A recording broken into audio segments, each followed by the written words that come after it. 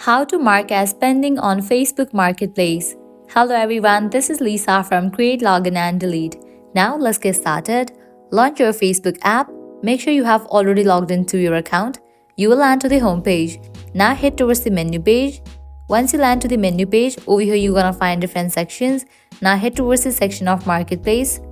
Now over here you'll find this section of listing. Click on it.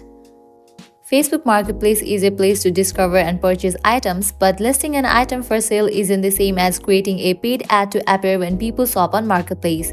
You can help your business reach more people when they are shopping when you create an ad for Marketplace. In a digital sense, it's an online space where buyers and sellers engage in a trade.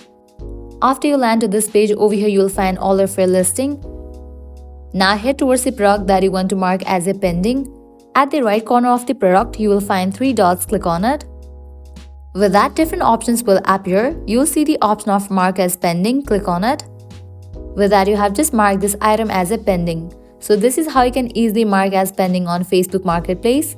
At the end, if you guys find this video helpful, don't forget to like, share and subscribe to our channel. Thank you.